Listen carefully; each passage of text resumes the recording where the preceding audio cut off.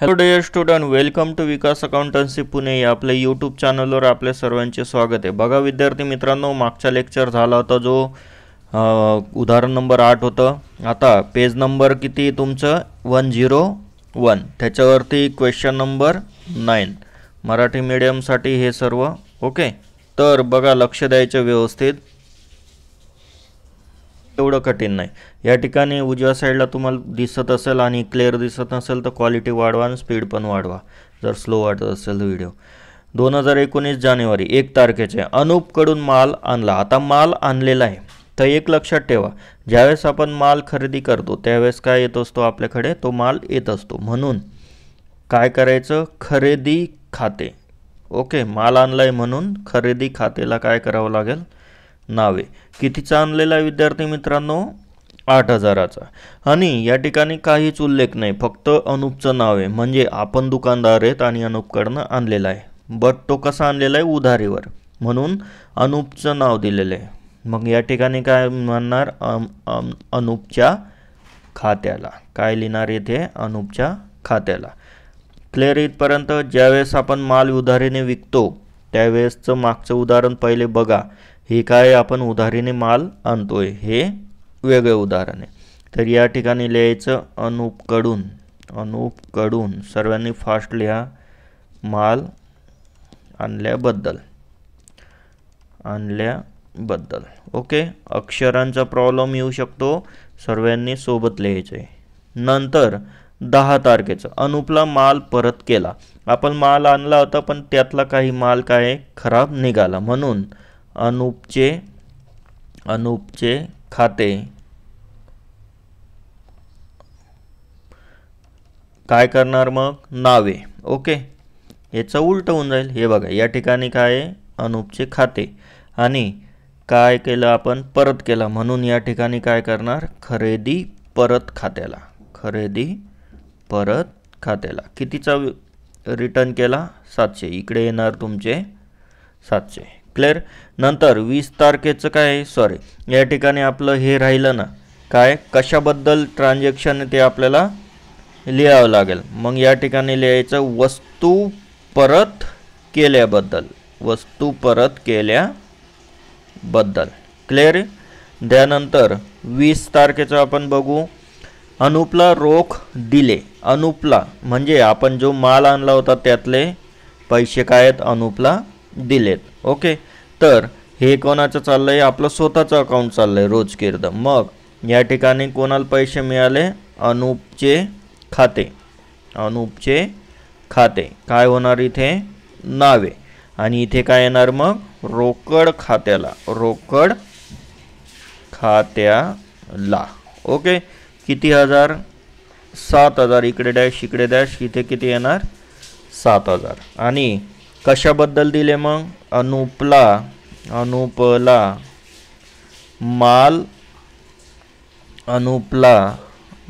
माल न येणार, त्या ठिकाणी काय येणार मग, रोख. काय दिलेली आपण त्या ठिकाणी, रोख दिले, म्हणून अनूपला रोख दिल्याबद्दल. ओके, एवढं सोपं आहे, अनूपला रोख दिल्याबद्दल. बघा या ठिकाणी काय होतं, मागचं उदाहरण होतं खरेदी.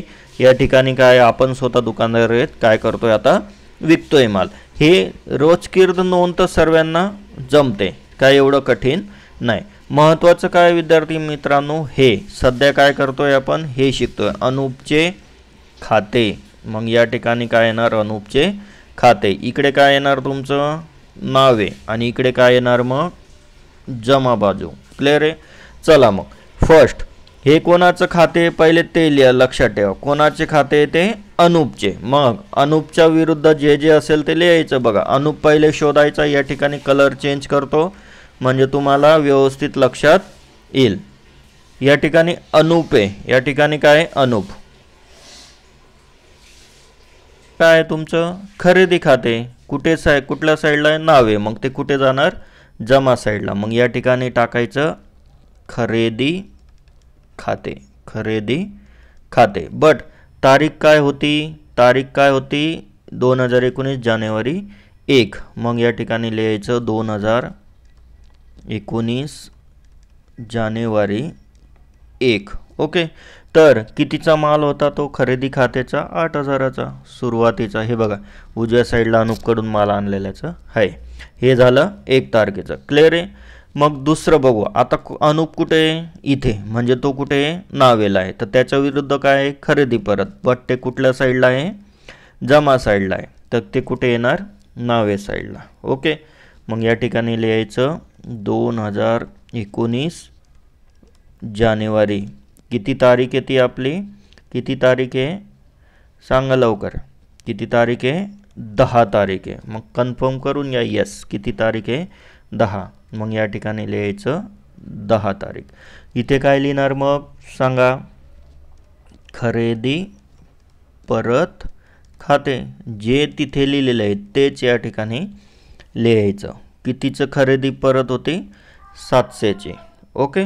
नेक्स्ट आता बघूया 20 तारखेचं अनुपचे. आता या ठिकाणी काय आहे? अनुप. त्याच्या विरुद्ध कोण आहे? रोकड. कुठल्या साईडला येतो? जमा. मग इथे लिहिताना काय करावं लागेल? नावेला. मग या ठिकाणी लिहायचं 20 तारीख. ओके. मग 20 तारीख काय आहे या ठिकाणी? रोकड खाते. रोकड खाते. कितीचं होतं बरं अमाऊंट? सांगा सर्वांनी कमेंट्समध्ये. कितीची होती? 7,000ची. क्लिअर इथपर्यंत? बस. काय करायचं असतं मग? दोघं साईडला मोठी साईड जी आहे ती लिहायची आणि जी लहान साईड आहे ती काय करायची? मायनस करायची. मग या ठिकाणी बघा मोठी साईड माझ्या मते हीच आहे. मग या ठिकाणी काय येणार? 8,000. ही आहे मोठी साईड. या ठिकाणी किती येणार मग तुमचे? 8,000. ओके. ही काय आहे तुमची? लहान साईड आहे. 7,700 गेले 8,000तनं. किती राहिले मग? 300 रुपये. ओके. हेच काय विद्यार्थी मित्रांनो आपलं आन्सर आहे. मग या ठिकाणी काय तारीख टाकणार? 31 तारीख. जानेवारी महिना 30चा असतो का 31चा? 31चा असतो. मग शिल्लक खाली नेली, जसं आपण मागच्या याच्यात लिहिलं तसं. मग ही कुठे येणार? ह्या साईडला. मग या ठिकाणी काय होतं? जानेवारी. मग या ठिकाणी काय होणार? 1 फेब्रुवारी. 1 फेब्रुवारी काय होणार? 2019. 1 फेब्रुवारी 2019. आणि इथे काय लिहायचं मग? शिल्लक काय केली आपण? खाली. इथे काय आहे? खाली. ओके. इथे शिल्लक खाली नेली होतं. इथे तर इथे काय होणार? आणली. आणली. किती रुपीज? 300 रुपये. बस झालं तुमचं उदाहरण. एवढं सोपं आहे, एवढं कठीण नाही आहेत. ओके.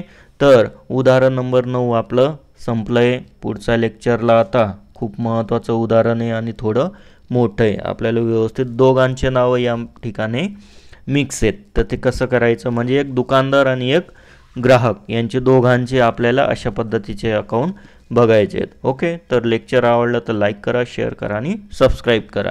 आणि सर्वांपर्यंत लेक्चर पोहोचवण्याची जिम्मेदारी तुमची, एक गुरुदक्षिणा म्हणून. ओके. Thank you so much.